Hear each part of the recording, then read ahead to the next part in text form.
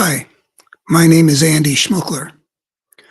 I get the impression that for a lot of people, it was crystal clear quite quickly as soon as Schumer capitulated on terms of giving up the filibuster and letting that terrible CR go through. Crystal clear to them that he was doing obviously the wrong thing. I don't know if people think it was so obvious, and I don't think that if it was obvious to them, they were seeing the whole picture.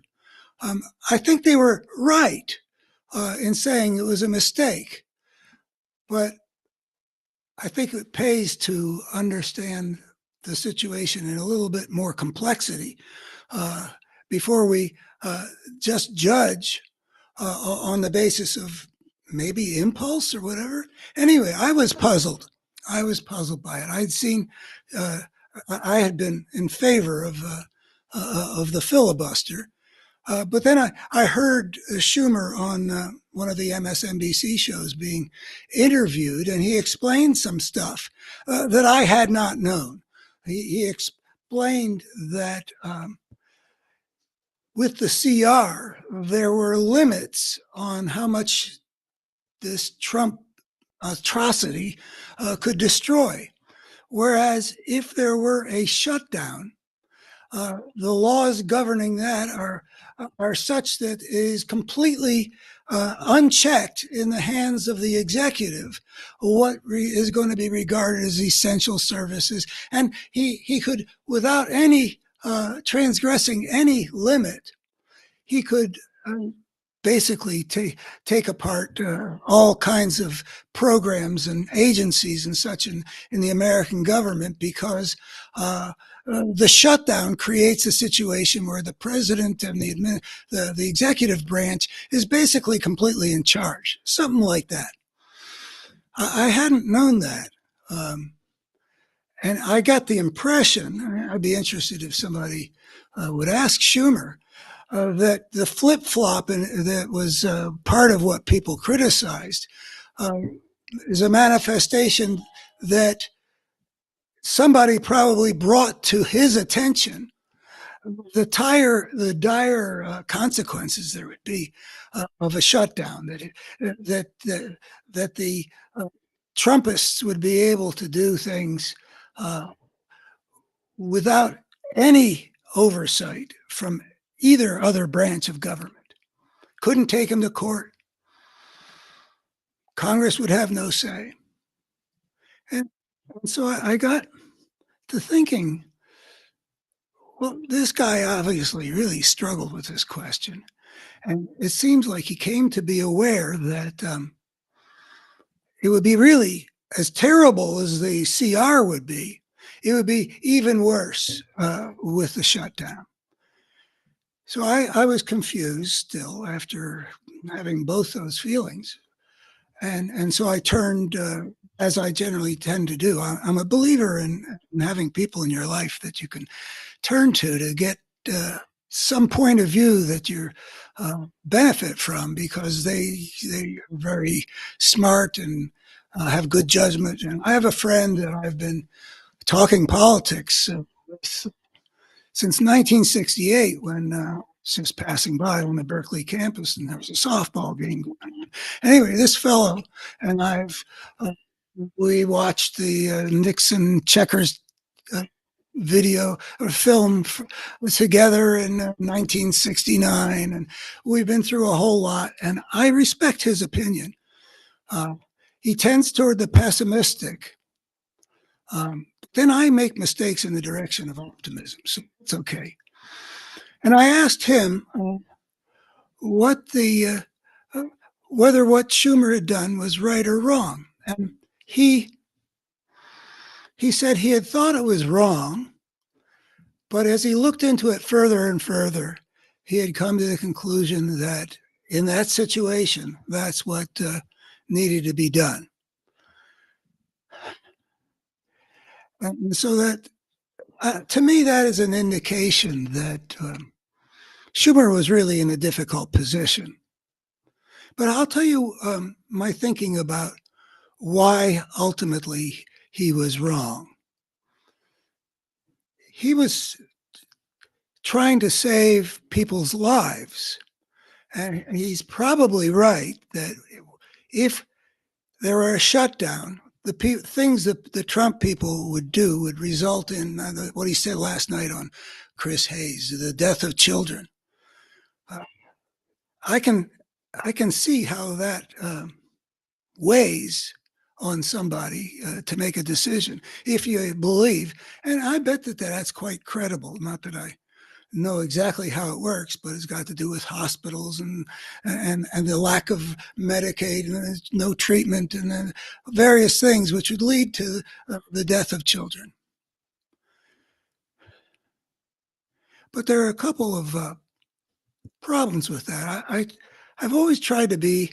I'm basically associated since the Cold War with the more dovish part of the political spectrum.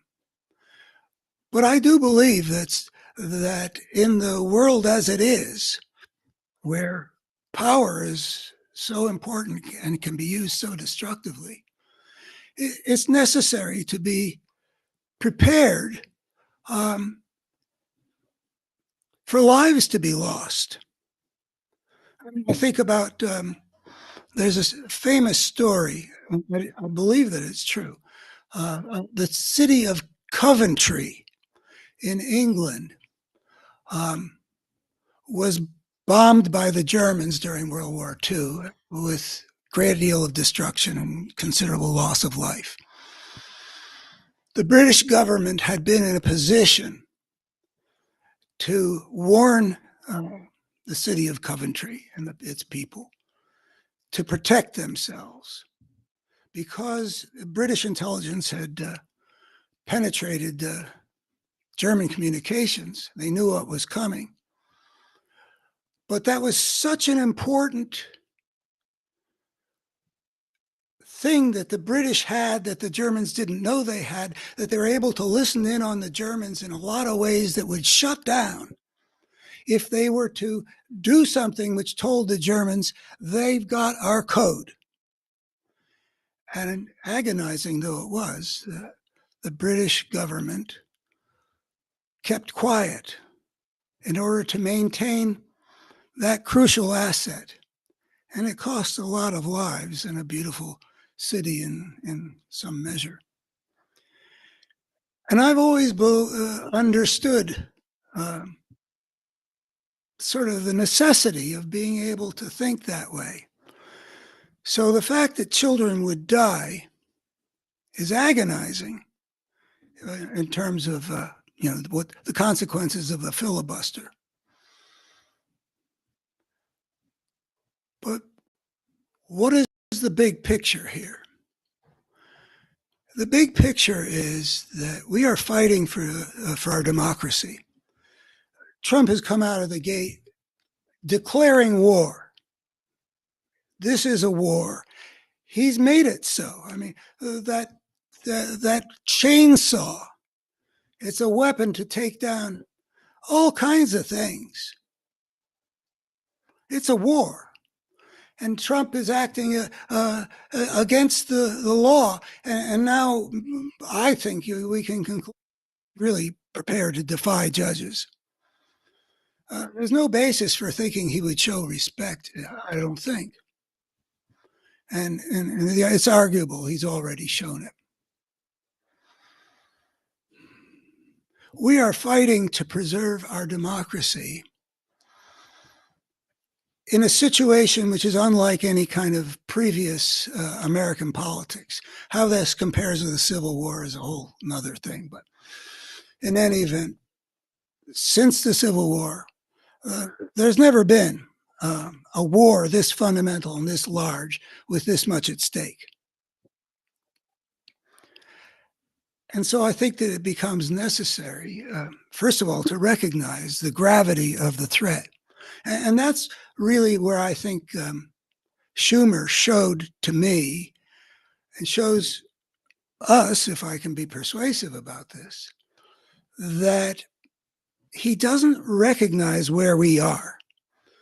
This came out in that interview he did with Chris Hayes last night, which is Chris Hayes is a really quite excellent interviewer. He's a very smart guy. He pressed Schumer on the question, saying Schumer kept on talking about where we could get to. We could get to the point where we're really in a constitutional crisis, and we really do need to fight. But because we're heading in that direction. And Chris Hayes said, "What about those who think?" And he counted himself among them, that we're already there. And that's the crucial thing I think about Schumer, is that he doesn't recognize that we're already there. I speak as someone who's been sounding the alarm about this full time at the top of my lungs since 2004. That's 21 years ago. We have been much more there since, well, that's when I recognized it, but it had been growing since the early 90s. What has now manifested in this full-blown form with Trump. I mean, it had begun with Limbaugh and Newt Gingrich, and then on to the W presidency. And there's just a whole way in which, if you were watching closely, you could see the spirit of fascism was gaining strength, and it was taking over the Republican Party, and it was taking over the and Schumer is a representative of that democratic world that, for all of its lovely human qualities, fine virtues, and generally right-thinking ways of addressing our problems, simply failed to recognize the gravity of the situation. And that's why we do need to get a different kind of Democrat being the spokesperson for a nation at war. The side of this, the half of this country that didn't vote for this, and actually I don't know how many people voted for this, but there is a political conflict here that I hope we can win through purely political means. I will be shortly making a video about what are the chances that American democracy is going to survive and what it depends on. I don't say that I know, but I can see that there are certain questions which I will elucidate. But here we are, and one of the things that it's going to depend on whether American democracy survives is whether the pro-democracy, the pro-rule of law, the pro-U.S. Constitution side of this political battle is ready to join into it with all the passion and intensity and determination to prevail. That's required when you're in a situation as grave as this. It really isn't clear whether in 5 years we're going to be any kind of continuation of the America we've been forever back, certainly since 1787. And in some senses, there's democratic spirit in this country that's being, that these folks are making a war upon. I mean, they're going to punish the Associated Press for refusing to let the President of the United States rename the Gulf of Mexico officially. And for that, they're going to be punished. This is a very different America. And they are going at this with ferocity. Elon Musk, that whole picture, ferocity. And Schumer, a representative of what's been wrong with the Democratic Party since Limbaugh and Gingrich arose, is not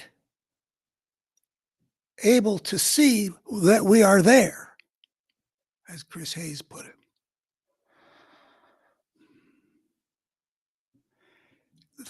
That misjudgment, that underestimation of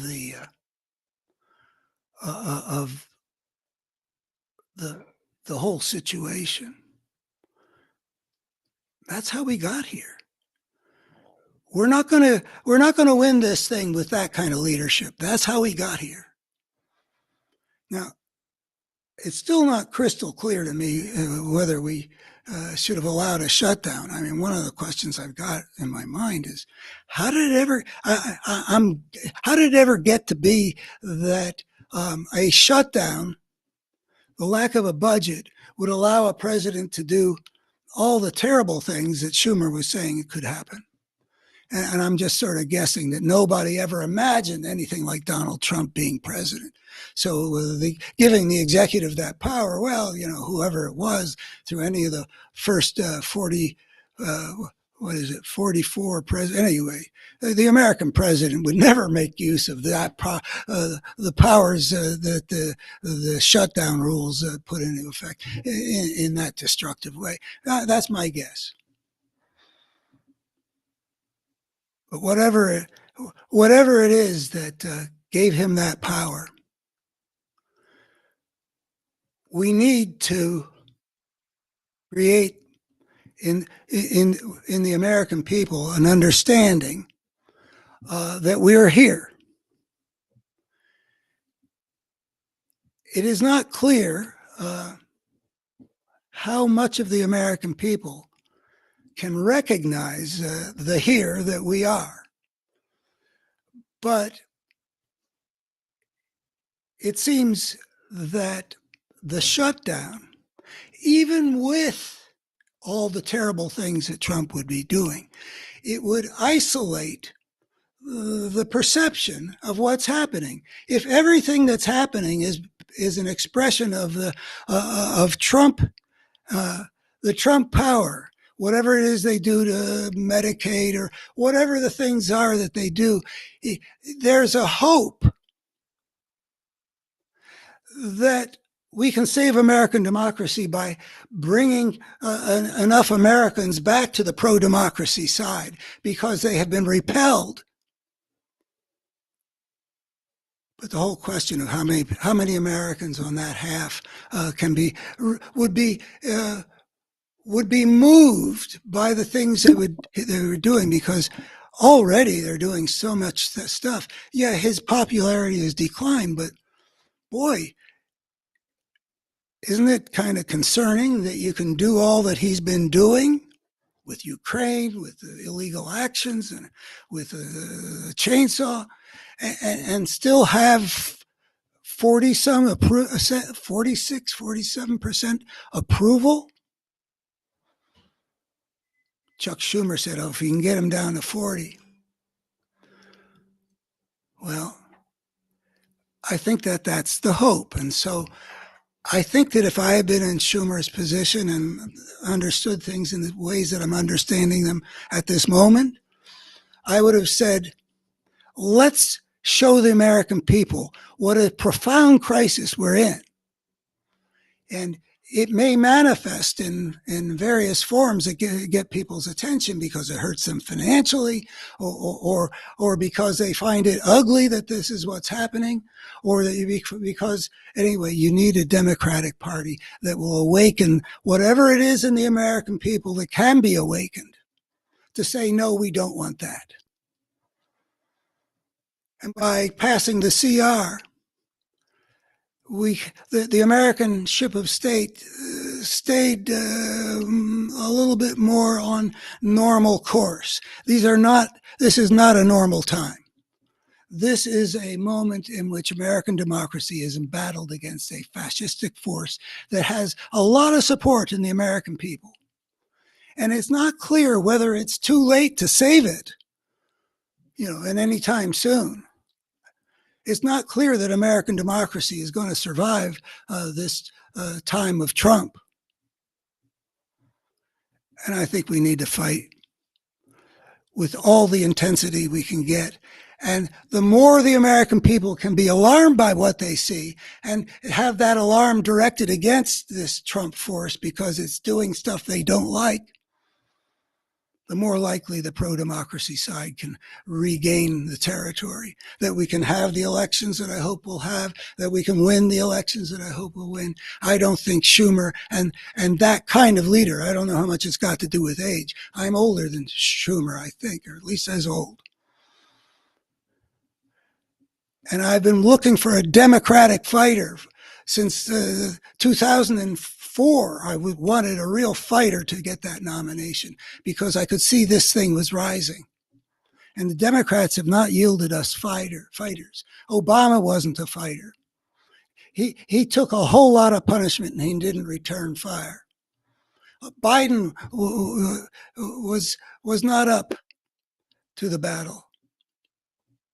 He really wanted to have everything be bipartisan. We need to have a new leadership out there for the Democratic Party. The voice from the political force on the liberal side of America that rings at the level of what's at stake and that touches people and their passions and their desires and their sense of what's sacred and what's right as profoundly as possible. Because that's, I think, our best chance to get that kind of powerful voice out there from this party is our best chance for defeating this thing and having American democracy continue on the other side of this episode. I'm Andy Schmuckler. My website is a betterhumanstory.org. And I try to create an integrated way of understanding the nature of the human drama since we crossed the threshold onto the path of civilization. And that's part of how to understand what will this battle in America today be of, which is basically between a whole constellation of values and structures we call the democratic side, and then the fascistic or tyrannical side, and all the contrasts between them. And basically, there's been a battle between two forces you could call reasonably good and evil that's been going on as a consequence of rising into civilization. And that this is one of the manifestations you find where we are called upon to fortify the forces of the good, because all the directions that this Trump thing is trying to take the country are in the wrong direction. They're all going to lead to a worse world. So, abetterhumanstory.org. Bye-bye. I'll be back with another video tomorrow morning on the question, will American democracy survive? I don't know the answer, but I think I can say some interesting things about what to